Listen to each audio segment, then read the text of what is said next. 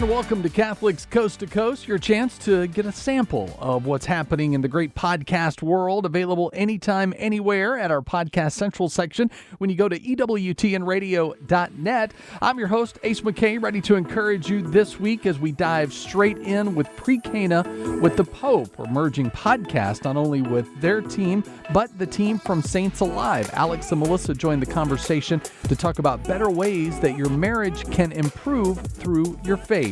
So we'll dive right in with this week's Catholics Coast to Coast. All right. Hey, everyone. Thank you so much for joining us for another episode. We're so excited to have our special guest tonight. We have the creators of Saints Alive, Alex and Melissa D.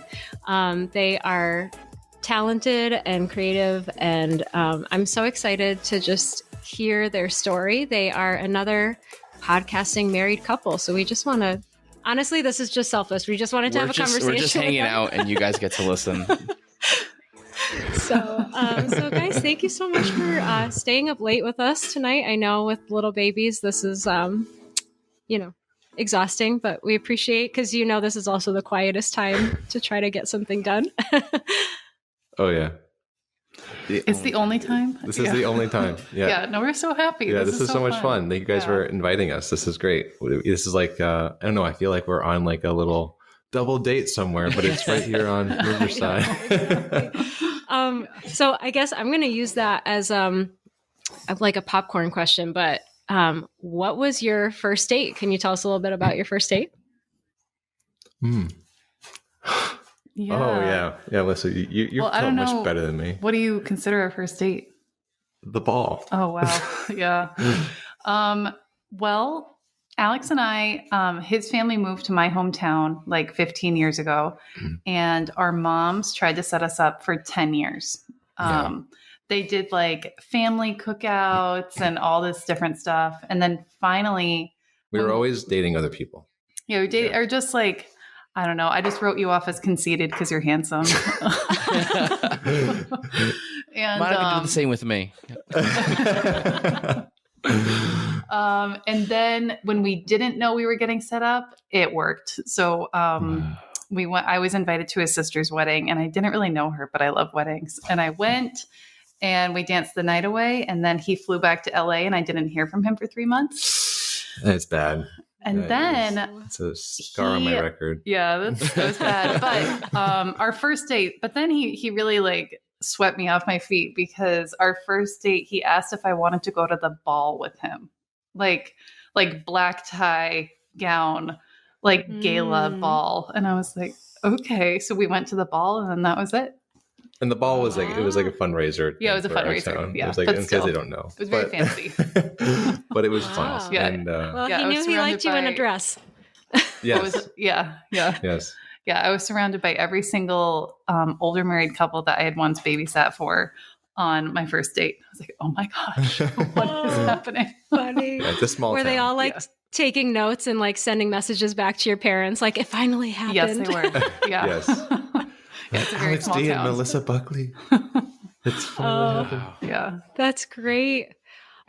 So you guys grew up near each other, and then so tell us a little bit more about that, because I know a little bit of background, but I don't think all of our listeners do. You guys didn't always live near each other. No, yeah. So I grew up upstate New York, and then my family moved here. Yeah, about like 12 years ago. Oh, we have our little daughter. Special guest. Yeah, the little daughter making a special appearance. Cameo. She loves these stories. But yeah, so I moved to Vermont in college, and yeah, so we just kind of knew of each other. We were always kind of in the same circles. Her brother-in-law tried to recruit me to do Focus at one point, and you came over here to the house, and we're like, you should do Focus, and I was like, and I went. I remember I was sitting next to Alex, and then we walked out, and I was like, he was wearing suspenders, right? I went through this like really weird phase in college where like I was super into Mumford & Sons. I love Mumford & Sons still, but I like took it to like the nth degree and was like always wearing leather suspenders. Yeah, they were intense. intense. Bad. Yeah. And I still have them. Do you? Yeah. Oh my God. So that's for next date night, guys. Exactly. Oh man, it was. I look back now and I'm like, what was I thinking? Yeah. I don't know why you even gave me a chance. Well, the suspenders weren't on when I met you this time. Oh, that's great. And then, so I don't want to give away too much. I want to hear from you guys, but I'm a super fan, so I'm sorry. I've listened to some of your other interviews and things like that. But so you guys have teamed up to do Saints Alive, but before all that, you were doing a lot of really creative stuff as well. Alex, can you share a little bit about your exciting background? Yeah, my journey. So I moved out to LA in 2015. I pursued acting and filmmaking before that period as well, but I really felt called to go out to Los Angeles. I had just signed with managers, and I really thought I made it. I was like, okay, it's time to go to LA. So moved out to LA and really struggled. I learned really quickly that there wasn't many projects that a devout Catholic guy could do. And so I learned quickly that I was going to have to be part of this resurgence and resistance in storytelling to get really quality, powerful storytelling made in the film space. And so I started learning everything I could about production and film and writing and directing. And so I had known the acting bit, so I kept doing that, but I wanted to know everything. And so that's what I did. I started doing that as much as I could. And our other co-founder, Tanner Kalina, I met him and we just befriended each other, and we were kind of each other's wingmen in the business to keep each other sane. And we just, we dreamed big, and we're like, we're going to have to really figure out how to redeem this industry, and, how does God want to use us? And that led to I was not perfect. We did so many stupid things of just being we're going to become Instagram famous. That's going to be the way that we make it into the business. And we did that and just wasted a lot of time. But then I ended up getting having an injury basically from an autoimmune disease that I have. And for a period of time, I wasn't able to walk after, and I was bartending. So I was pretty thrown for a loop because I was like, how am I going to live out here and pay my bills if I can't stand after a shift of bartending? And so thanks be to God, I'm doing much better today, but he moved me to take a job that I never thought I would. And that was being an editor on a film about a priest named Venerable Father Patrick Peyton. And the film is called Pray, the story of Patrick Peyton. And it was a very humbling experience, because I was nowhere near, Mia's giving some input here. But I was nowhere near in front of the screen, in front of the camera. And it was it was a big change for me. Did you guys come up with the idea for Saints Alive before kids or after? After kids. Yes. Yeah. Okay. Yeah. Yeah. It was a direct result of having kids. Yeah. Yeah. Ooh, tell us more. Yeah. I think you just how toxic the culture is, and you see those effects, and then you're holding your baby in your arms and you feel the responsibility, and you're like, it is my job to not just protect them from the culture, but uplift them with goodness. And how are we going to do this? And we have nieces and nephews too. And we just saw that there was a need. But it definitely I think having a kid is a kick in the pants, to get you into motion in so many different ways. And, it's funny because I feel like people are like, oh, your life goes on, you don't start your life, or your life stops when you have kids, or whatever that ridiculous phrase is. And it really, it challenges you every single day to want to do more and be more. And it was definitely a direct result. Yeah. Yeah. Everything. Sorry. No, you go. No. I was just going to say, everything is crystallized when you have kids. Yeah. Everything. every sort of, thought that you were before changes, and it reflects this new being that you're responsible for. And it's just crazy. Yeah. Yeah. What was that conversation like? Like after having the first and then trying to come up with this idea? Yeah. I mean, it's kind of a long-winded answer, but I feel like I should give you the full picture. So yeah, podcast, long form content. We're good. We're here for it. Exactly. So Alex had this really incredible drive to tell stories. And I'm a nurse. Like, that's my job. I'm off right now. I had a baby. But I am a control freak. And in a good way. Sometimes a bad way. But yeah. That's why we complement each other. Yeah. But once we had a baby, and we were in LA, so I moved out there because you can be a nurse anywhere and you can't act everywhere. And I was like, okay, you're going to give this up now, right? Like, we're all done. We have a baby. And he was like, no, this is a desire that's been placed on my heart. And I really just saw it as selfish in that first year of our marriage. And so it was really through praying the rosary that I came around and understood that he wasn't being selfish and that this was a good desire. And then COVID hit, and he was like, okay, you're right. We got to get out. And we got out. But when we did, I promised him that I would help him with his career. And I didn't know what that was going to look like. But I was like, I promise you will keep telling stories. And I don't know how I'm going to do that as a nurse, but we're going to figure it out. And then it was really just God at work in our life, And then about a year later after that, we got home, we lived with family, and Tanner was visiting our best friend. And he and Alex were just offshooting all these ideas. And it's like, you guys, we got to do something. This is crazy. You can't just keep talking about ideas. And I think it was just the Holy Spirit. And it was just there, and it just kind of fell into place.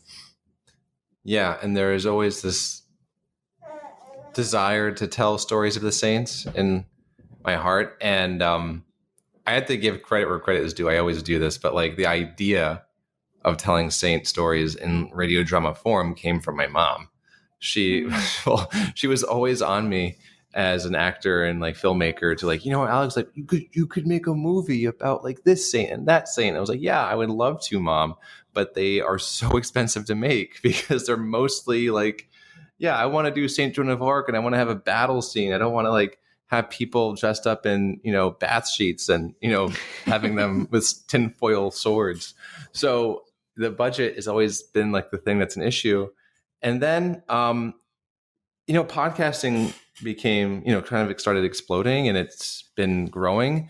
And I just realized I was this could be something that'd be really helpful for families. And I would love to be able to tell these stories in ways that gets kids inspired about the faith, and, because I just think about growing up, if I had, inspiring stories, bless you, Mia, if I had inspiring stories of the saints as much as I loved Spider-Man, that would have been incredible, and these saints are actual real superheroes. They're real, and they did incredible things, and their stories are so powerful. They need to be told.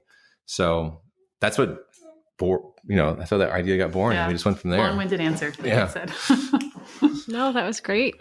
Well, it's funny you mentioned the Spider-Man thing, because I think you nailed the tone of the stories. Because especially for our kids. I think we've talked about it on other episodes. Our kids love superheroes, and they loved the early Marvel things. We can not talk about the current Marvel things, but the early Marvel things they were very into. And then it was a very seamless for them. Just the tone for your show was, these are superheroes, and they love the stories, and they're just so into it. Monica obviously listens to it more than I do because she's with the kids when they do it. And but whenever I do get to hear them, it's, can we listen to that? Can we listen to this episode again? And they're just they love it, because so you've definitely been able to hit the goal that you guys went for, because you've definitely influenced our kids in their love of the saints. Yeah. That's awesome. So you kind of were talking about your complementarity of the dreams and the ideas, and then the okay, now let's actually do that. How have you seen that like complementarity, your personalities just alive in your own marriage. Like you tell great saint stories, but hopefully one day like our story for our family is like a glory story, a saint story. So like how is that playing out in your marriage? I mean, creating Saints Alive has been, outside of having kids, has been the most incredible thing to do in our marriage. Like it's kind of like it's like a microscope onto our personalities because like I said, I'm a little bit of a control freak. And just having to like rein that in and let imperfection be there is hard for me, or criticism, or just like more of a creative side. And Alex is very much a creative, but has a harder time staying focused. Well, that's the normal thing. Like Melissa, like she doesn't realize that like like creatives are by definition like not as focused as people who are who are. I don't understand what you're saying right now. I just don't understand. Because the creative process is one that requires like tremendous possibilities, and like so when I'm like. She's excited. She's not buying it. She's not buying it. She's like, Dad, no, Mom is right. But I'm going to offer a defense here for creative people. And it's also our cross. Like we see like possibilities, and so it's more like it's harder for creative people to then take the possibilities and then make the path.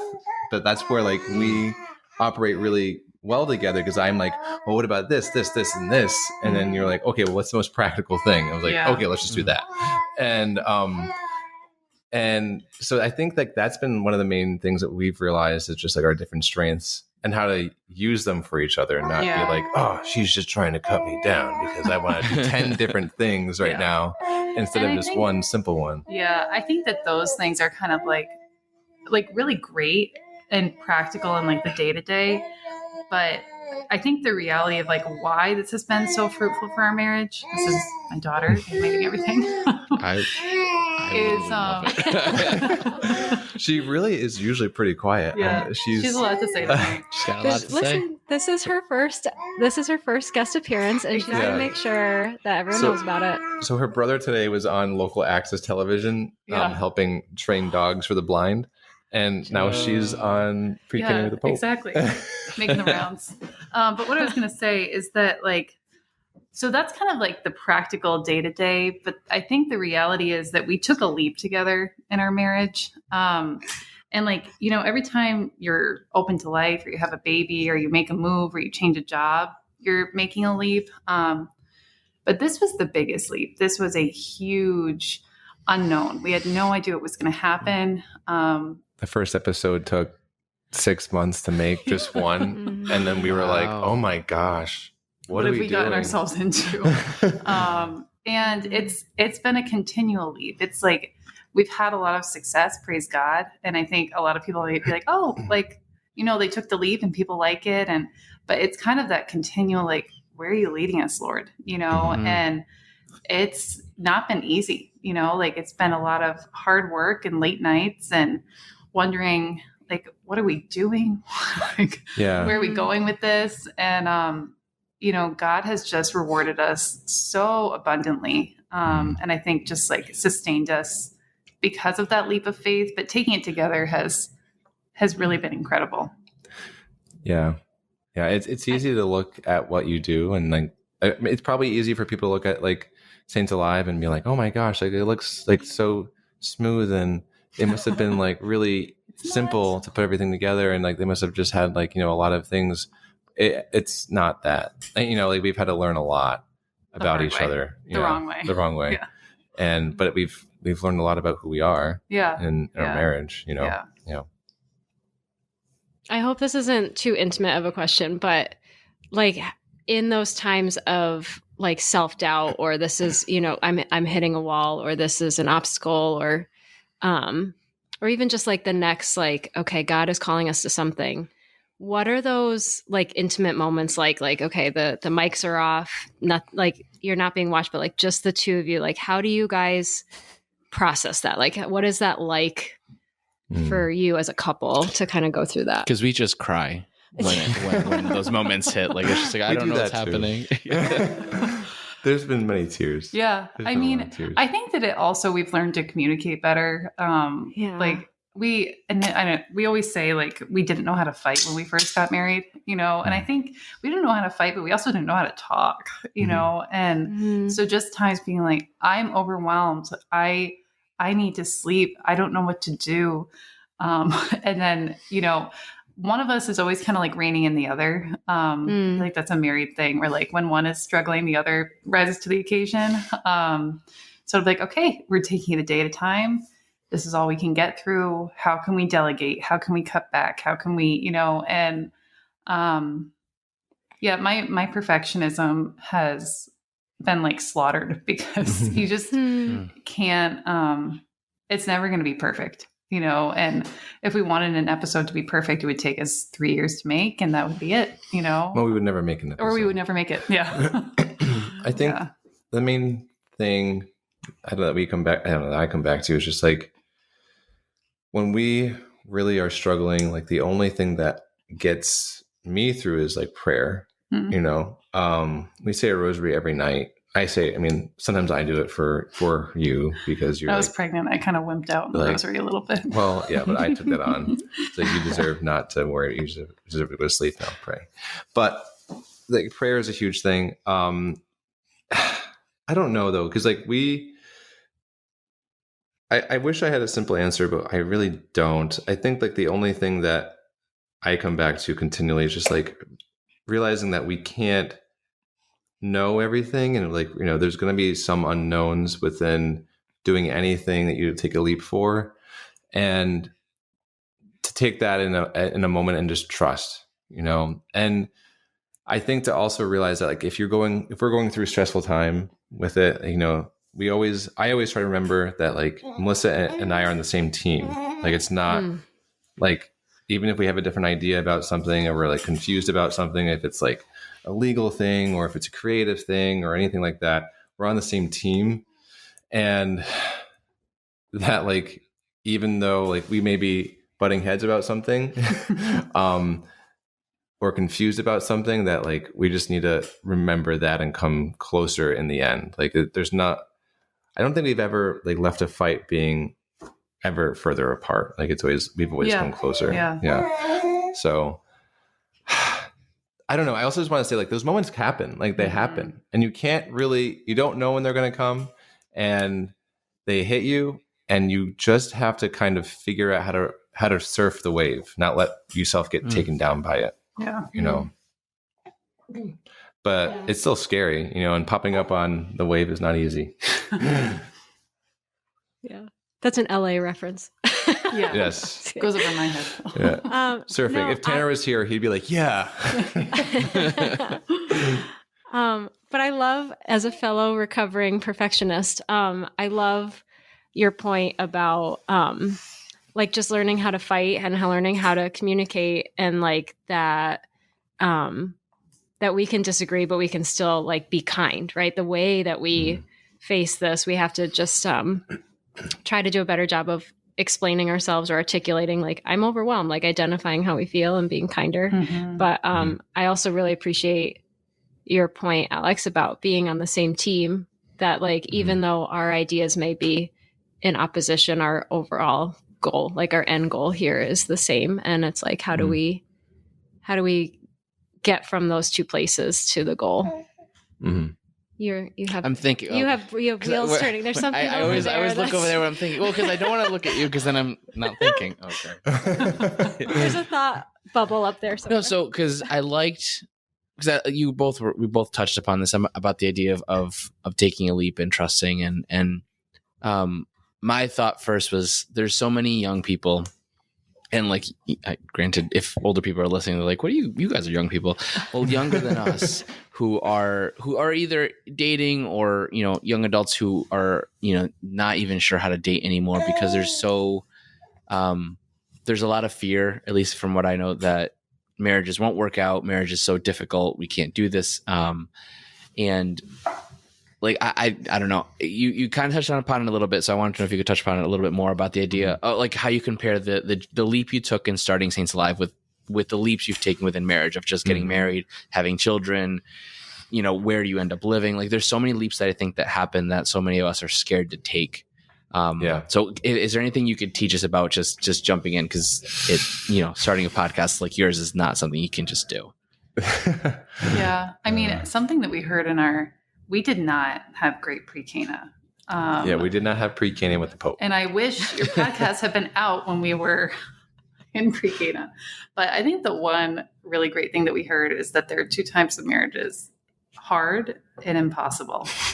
And it's hard. Yeah. And there's the cliche of like, you're never going to be ready to have kids. You're never, and it's true, but something that has really resonated with me is that I don't think I really had my head wrapped around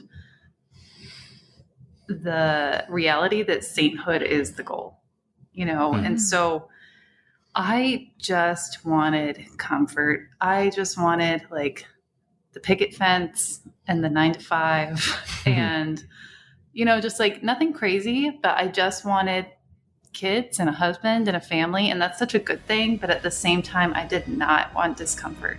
I did not want like late nights working. I didn't want all these things that our life is now that is so much more life-giving and joyful and fun and hard than I thought.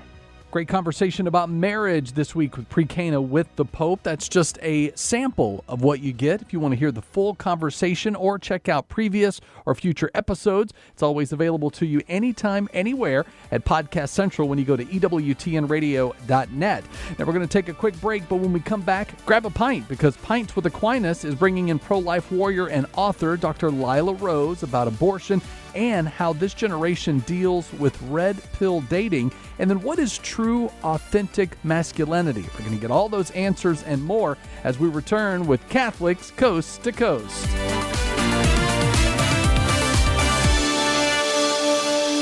If it's central to the faith, you can find it on EWTN Podcast Central, featuring the best of EWTN Radio, as well as faith-filled podcasts from our friends and affiliates across the nation, all in one place, all free. The destination for great Catholic audio programming is EWTN Podcast Central. It's like podcast heaven. Visit EWTN.com/radio/podcasts today. Grab a pint because Pints with Aquinas is bringing in pro-life warrior and author Dr. Lila Rose about abortion and how this generation deals with red pill dating, and then what is true, authentic masculinity. We're going to get all those answers and more with this week's Catholics Coast to Coast. We're live. Live, Dr. Lila Rose. What up? Dr. Matt Pratt. So what happened? How did that happen? How did that happen? Yeah. Beats me. I mean, so I was we are in Steubenville, as everybody knows, right? Do people know that's where you film, or did I just They're pretty clear. I mentioned Steubenville every single episode and encourage every family to move here. So. Anyways, I was shocked, really, when the Franciscan University of Steubenville invited me to give the commencement speech, and they gave me an honorary doctorate. So did they do that on stage to surprise you? Yeah, I wore the robe and everything, and I had the tassel and the hat, and it was particularly funny when I got the invitation because I went to UCLA and I wasn't sure if I had graduated afterwards because I was short one unit, and then I finished the class and I submitted it, and it said I graduated online, but I never got the diploma in the mail. So for years I was like, maybe I never graduated, and then when I got Franciscan emailed me, I was like, oh, I'm going to finally get my degree. So how does that work? So they said, we want to give you an honourary doctorate. And you had to give the commencement. Well, you have one too. Yeah. Don't you? An So you know honorary how it doctorate works. is like a fancy sticker, like a star. Listen, it felt and so exciting today, Matt. No. It's nothing you can brag about. I know. But it's something that other people can say about you, but you're not allowed to claim it. Yeah, my husband now calls me Dr. Lila, so I'm like, okay. So Lila, the best advice I ever got on writing a book was to write drunk and edit sober. Not actually drunk, but to just not care what comes out, and to write like 500 to 1,000 words a day, and just and then begin to work on it. How did you come to write the book? I did that. I just was like, just put it out, just wrote it, a bunch of junk. And then I sent it to an editor. Yeah. I was like, no, just kidding. I mean, I had to do a lot of edits too, but I also there was an editor that I had, a professional editor. And I was like, no, I'm sure there are folks who I was like, I'm sure people I think the professional editor, that's the skill set right there. Because I have like my own little personal stuff in there, but as far as like helping make sure, is this cohesive? You brought this up in chapter 3 and you never said anything about it again. And you know, like you should put some, like seeing the big picture of the book instead of the immediate, whatever you happen to be stream of conscious putting down. I wrote a book called How to Be Happy, and I gave it to Emmaus. Matthew Kelly wrote that. It sounds like something he'd write, but no, I wrote it. That's not a roast. It's a great title. And I gave it, I still haven't figured it out, but I gave it to Emmaus, and I'm like, look at me in the eyeballs. I will not do any more edits.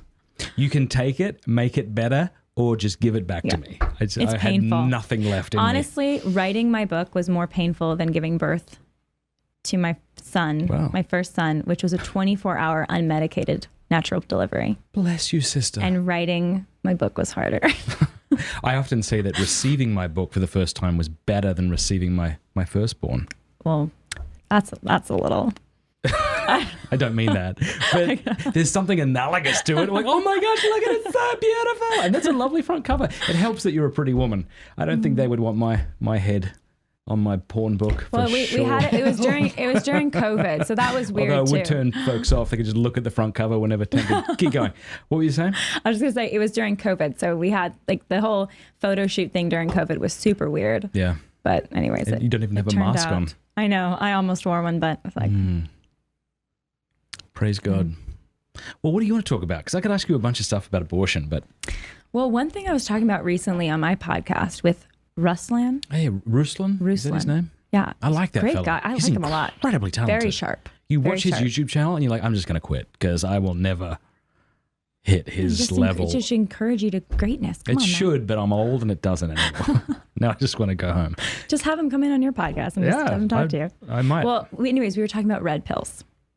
And I did a podcast this past week where we were talking about basically the red pill stuff. So that's something that I have my eye on a lot because I feel like... Talk about it. Do you know what red pill is? I mean, I think I know what you mean, like the Matrix red pill, blue pill thing, or is like it something Andrew, different? have you heard of Andrew Tate? Okay, what is the red pill thing? What is the... I'm sorry, I'm going to do Gen it. Z boy over there, tell me about the blue pill. So... it does come from the Matrix. The red pill just refers to when you wake up on something. It gets used a lot in manosphere to mean waking up to like the problem of women in society, but it's also taken on a larger thing. Like you get red pilled on abortion, or you get red pilled on the trans issue, or you get red pilled on. I just didn't know if it was something different. To just but you it's wake like up red to something. pill dating, I think, is the genre that I'm talking about, which is it's just kind of a big and growing genre. Okay, and I think it's like the counterpoint to kind of like, I don't know, you could argue like far left, there are no genders dating, which is kind of like, how do you date when there's no gender? Like, what does dating look like in a endless sexless world? So it's like I would say the counter balance to that, not balance, it's kind of the response to that, reaction to that. Yeah. And it has its own toxicity because of that, I think. Okay. Yeah, I saw something the other day. Who's that Sheila on PragerU? She's a black girl. What's her name? What? A Sheila? Amalana? Oh, you got to say it louder. Sheila's an Australian term for girl. Okay. Sheila. Oh, that's At not a first I was like, demeaning term, by Sheila. the way. That just means lady. Anyway, she's lovely, this girl. I really liked her. And she played a video where this fella was saying that fidelity looks different between men and women.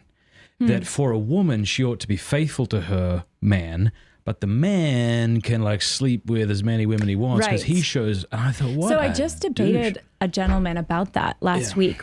I was not expecting to. How did you debate him? Well, so I agreed to do the Whatever podcast. I don't know if you've heard of it. Okay, let's just take a pause. We couldn't find it.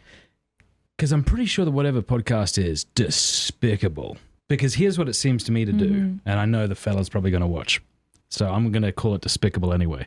It seems like it takes the anger of young men and directs it at vulnerable women. At stupid. No, that's too harsh a word. Just okay. Vulnerable well, women. no, vulnerable is too sympathetic. Okay. There is like an unintelligent. They're culpable women. that they put on the show with like cleavage. That seems to be their... Well, basically, the trope you could say is they take OnlyFans. Oh, is that what girls. So I got no idea about it. You tell me what it is. Well, they've done, I think they're kind of figuring themselves out, basically. I hope that they crash and burn. Oh, or I found repent. it. You're just not in the title. So I think that there's some people involved with good intentions at the podcast, but it's creating a space where you're having conversations that are not really happening anywhere else on the internet. At least I haven't seen. Okay. Maybe that's way too optimistic about it. Do you agree with my assessment that it takes these women and just makes fun of them, and it just feeds angry men? Who are like, I think it does a lot of that, but I think they also are having real. I mean, they had Michael Knowles on. I mean, he's a guy; he's not a woman. But they had they're having women on that are not that category of women. But did they then pit you against these poor girls who've never really thought through these issues to make them look silly? I felt more, if I was pitted, it was more I was actually debating against this gentleman who was there for the sort of promiscuity route. Okay. So I don't know, maybe that was unusual for the podcast because their other episodes don't typically do that. But basically I ended up having a sort of exchange with a guy that is part of that kind of Andrew Tate world. His name's Justin, and he seemed like a very nice guy when I met him, but he basically said on the show that he thinks women should be faithful, but men don't need to be. How convenient. But unfortunately, there's these kind of guys. I think it's kind of a growing mantra. This is actually what effeminate men look like. How do you feel about the word? You should go on the podcast. This is what effeminate men look like. Men who, when Aquinas uses the word effeminacy, and I don't know what the Latin is, but he uses it to mean men who do not persevere in what they are called to because it's difficult. Yeah. And it seems to me a man who says, I'm going to sleep around, and that this is manly is an effeminate thing. Well, the sad thing about it, too, is like the Andrew Tate presentation is very macho, right? It's highly macho. It's I don't know much about it. I only started learning about it maybe 6 months ago because it's seeping into, I think, some parts of conservatism, where I see some conservative commentators praising some of the things that Andrew Tate says because he's just getting more influential, I guess. And then I was like, okay, who's this person that's influencing people? And then you go look at the stuff that he says, and you're like, what is this? And like, what does he say? It's very misogynistic. Okay. I mean, it's very. And watch. I mean, I'm curious what your folks are going to say, your podcast listeners. But there's a lot of Andrew Tate fans that are very bought into his presentation of manliness, and so they don't like anybody criticizing him because they think people are too highly critical of men in our culture anyways. Get over it. Like a soft reaction from men. Thursday, am I wrong? I know you're the Gen Z guy, so maybe like I'm misinterpreting this, but if you're a dude who can't handle criticism and can't be faithful. But the reason Andrew Tate is popular is because we are in a society that is blaming all societal ills on men, and he's the only one refusing at all to apologize, and men who feel hurt run to that. I'm not saying it's right, but that's the reason. It's not because they can't take criticism. It's because he's the only one refusing to take any, and they want that. Okay. Well, I think it's because they're looking for an identity, and their identity is just getting crushed by society. That's what they may feel. Yeah. And so Andrew Tate is promising this very masculine identity that doesn't apologize for itself, including its own faults. See, this is what happens when you don't accept the fall. Yes, it's like true. We are broken men and women, and Christ wants to heal us so that our desires can be in line with objective reality. And when you don't agree to the fall, or if you don't accept Christ as your savior, you end up justifying sexual sin and normalizing it, like I think Prager did on my show, because what else are you going to do? Yeah, but it's true. It's true. But I think that the advantage is when you have someone who is at least active in an ideology, period, and they're like online doing stuff, and there's crossover happening where their ideas are being challenged, they'll watch that, which is back to the Whatever podcast, the reason I agreed to go on, because it was like 4 hours. I mean, it was a long I want you to, I don't want to cut you off, but I do just want to insert something real quick. Like, I'm all for open discussions, especially about things that we're not talking about. And obviously there can be merit in that. But the only thing I've seen in this Whatever podcast, it was like 20 seconds, was these guys who brought on women who didn't know what they were talking about, and they made them look stupid. Well, I think they bring on a lot of people, men and women, who don't know what they're talking about. But I don't think that they think all of them don't know what they're talking about. Does that make sense? No, I know that, but you should know that they don't and not just bring them on to look stupid. I think the host, again, no offense to the host, but I don't know that the host has a fully developed worldview. Is he a Christian? I don't think so. Yeah. That would help. Yeah. So tell us about if he was a Christian, I don't think the show would be the way that it is. Okay. So tell us about how you went on, what that was like. Well, I went on it, and they had the kind of cast of different folks that were living kind of their own version of, I guess you could say, the dating world. OnlyFans. I mean, that kind of, it's under the dating cover, but obviously OnlyFans is just prostitution, like a form of, it's pornography. Yeah. And then they had this guy who's a friend of Andrew Tate's on. I'm not sure why he was on, but he was on to kind of talk about his view on dating. In the Chiron, friend of Andrew Tate. Cool. That's how I mean, his name was Justin, but he was very proudly a friend of Andrew Tate, like close. They do business together, I think. So that got me interested because I was like, okay, let's see what your worldview is all about. Like, what is this about? Because they say a lot of things that sound conservative. Like he was saying pornography is a menace. So he was like, he was telling the OnlyFans ladies that pornography is a menace and they shouldn't be doing pornography. So I was like, okay.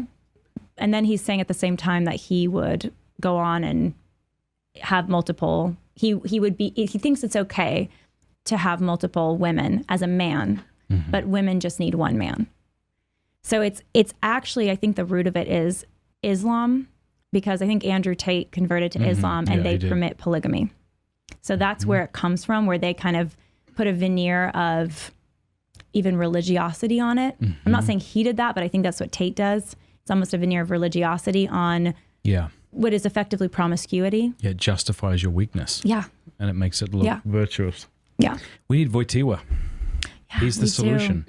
Yeah, personalism. Absolutely, as opposed to utilitarianism. Objectification, yeah. So it's like you encounter a person. I either see you as an object or as a person. If you are an object, then the utilitarian response is, how are you useful for me? But if you're a person, the question is, how can I honor you?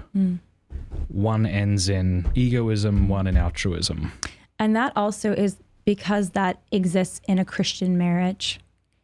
I think it's deeply shocking to like the Andrew Tates of the world, because in their view, you have this particular gender role that you play within marriage very strictly. And so there's no space for flexibility or for seeing the other person in their, whatever their uniqueness is. It's like, you must be the feminine as I understand it to be, and I will be the masculine as I understand it to be. Instead of, you are a person first. It's kind of like this idea that being a female is its own species, as opposed to we both share human nature. We have more things that are alike than different. Yes, men and women are very different, but we actually are more alike as human beings than we are different. So it's a reaction, right, to like the breaking down of the feminine and the masculine in our culture. But there's a overreaction, which is hyper feminization and hyper masculinity. What does hyper feminization look like? Well, I mean, it's definitely like the costume of it would be a man, who says they're trans woman dressing up, and this is the costume of a woman, right? You could say that could be an image of it.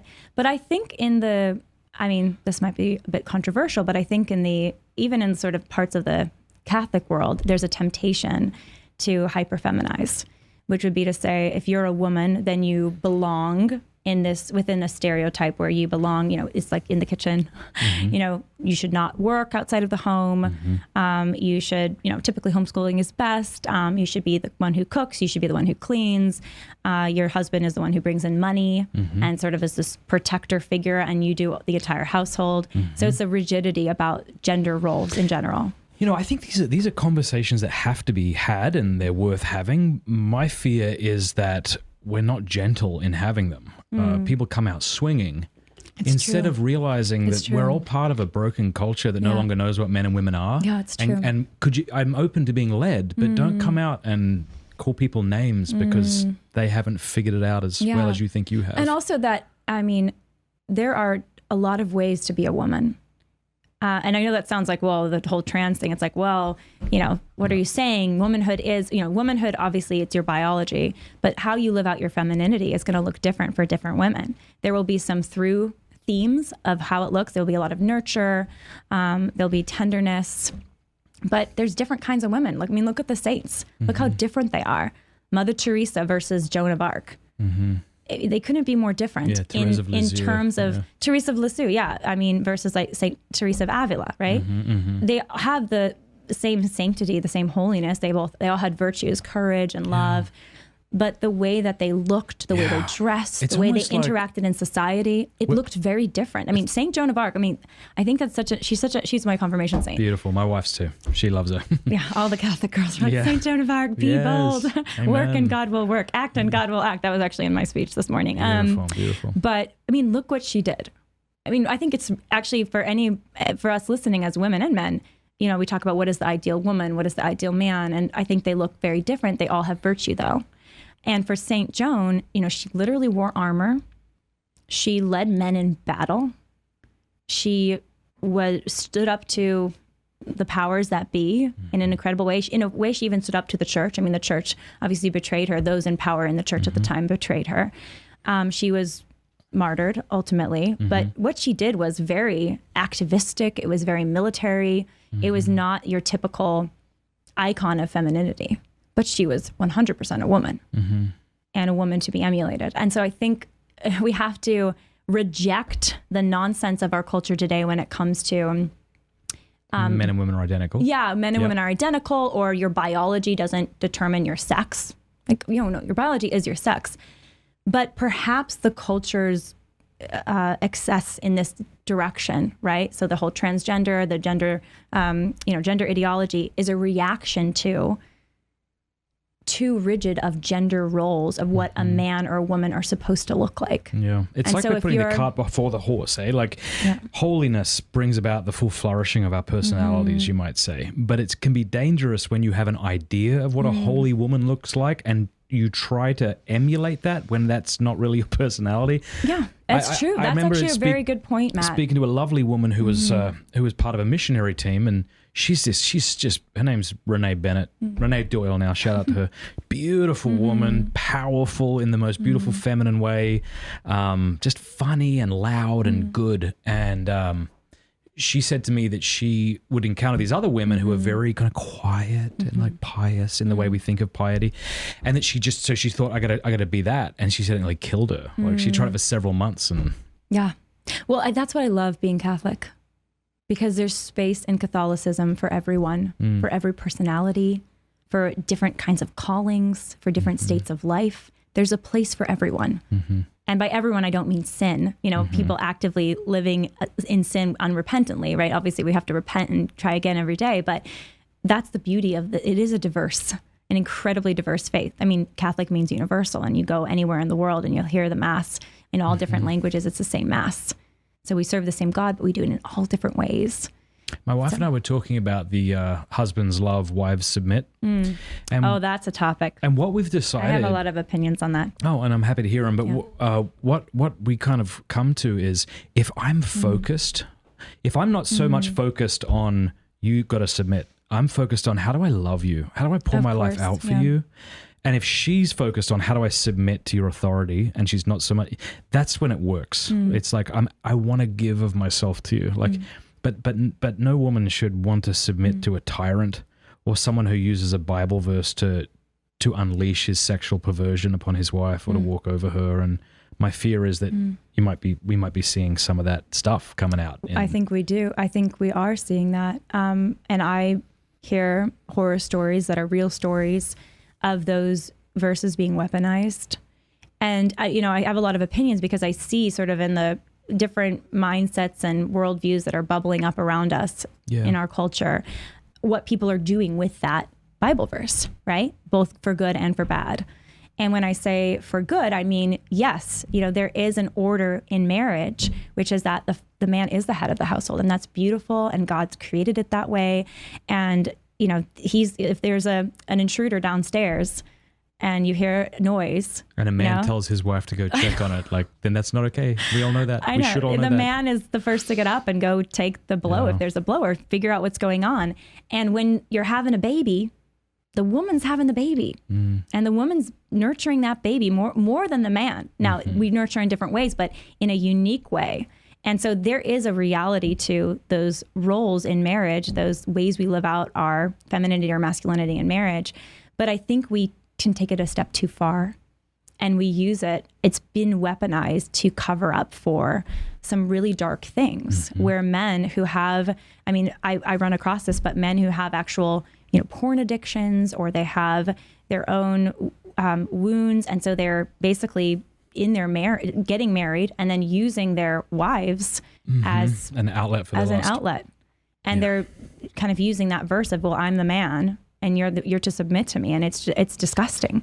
So that exists. And that's where all of these things, I mean, who do you think is doing a good job of explaining these nuances to people? Because I feel like there's not enough voices. I feel like Christopher West and Jason Everett. Jason is fantastic. Jason's fantastic. Christopher, I would follow him to the ends of the earth. But it like, fair enough, right? We're kind of living in America where everyone's being blamed on being white, right? If you're white, you're the problem. What are you talking about? Okay. It's the same thing. Like, I get it. Like, we're being blamed for being men. Men are being blamed for being men. I get that. Yeah. But then to react to that where you can't handle any criticism, that's the softness you're trying to avoid. Go on, speak. Sorry. I'm sorry. I agree with you. Yeah, you shouldn't be in a place where you can't take any criticism. But I think that, and this is not like to be offensive to either of you, but I think that when you spend time online, especially, and you're actually in the institutions that young people are in now, I think you would have it's much worse than I think either of you two might know. What do you mean men are just being attacked? The male blaming, yes. Because, I mean, there are like horror stories of like, I mean, have you experienced it, Thursday? I mean, a little, yeah. And when I was in college a couple years ago before I dropped out. But like, I've heard stories of like young boys. I love that you just added before I dropped out. Like, yeah, I'm very proud of it. I love that. Yeah, keep going. I've heard horror stories of little boys who are obviously more active than little girls being, getting like there are kindergartens and preschools and young elementary and primary schools now. And part of the way they grade and decide if a kid is good or not is how, quiet and submissive they are to the teacher. And it's like, yeah, that's messed up. And it's like, and these boys are naturally more active and want to do more things. And they're doing worse in school. No, but we all know that. Like, that's all. No one disagrees with you. Well, I think Christian disagrees with you. So what I'm saying is, even if you're right, and I agree that there's a lot of man shaming and like toxic masculinity, but to make that impervious to any criticism, it's like someone who gets berated in a marriage continually, man or woman, and then any legitimate thing they get told, they can no longer hear because they've been berated. I'm not saying that we shouldn't do that, but I'm just saying that it's really bad for these young kids, especially the kids who have grown up in it. They're more sensitive to it. Okay. Yeah, I think it's a dumpster. I think it's a dumpster fire out there in many schools for both boys and girls. But I think you're right in particularly that boys, because there's so much of the girl power stuff, and there's so much, literally affirmative action for women that has been aggressively done for the last few decades, that men are suffering. I think that's a fact that men are suffering today. They have the highest rates, I think, of suicide and incarceration. Absolutely. They do the most dangerous jobs. So men are definitely suffering. But what's the answer to a suffering man? Right. Do you take the suffering and channel it towards domination? Domination and your lower passions. Or do you take the suffering and order it towards leadership and service? Yeah. Strength on behalf of others. So that's where back to what I was asking earlier, like, where are the voices? Obviously someone like a Jordan Peterson, I think, has done a lot of good for men today, but there needs to be more voices speaking to men and speaking on these questions about submission and femininity and masculinity. And because otherwise people will listen to Andrew Tate. Yeah. People will listen to or gender ideology, right, is the flip side, you could argue. Yeah. And it's going to lead to a lot more suffering for people. All right, Lila. All right. You're lovely. Thank you for being on the show. Finding out about authentic masculinity this week with Pints with Aquinas. If you want to hear more of that conversation or future or previous episodes, you can always check us out online. Go to Podcast Central at EWTNradio.net. And in the meantime, make sure you share with your friends and family as well, so that way they can also be encouraged in their faith. I'm Ace McKay. I'll see you back again next week as we dive into more great podcasts. And in the meantime, remember to let God define who you are. And I'll see you back on Catholics Coast to Coast.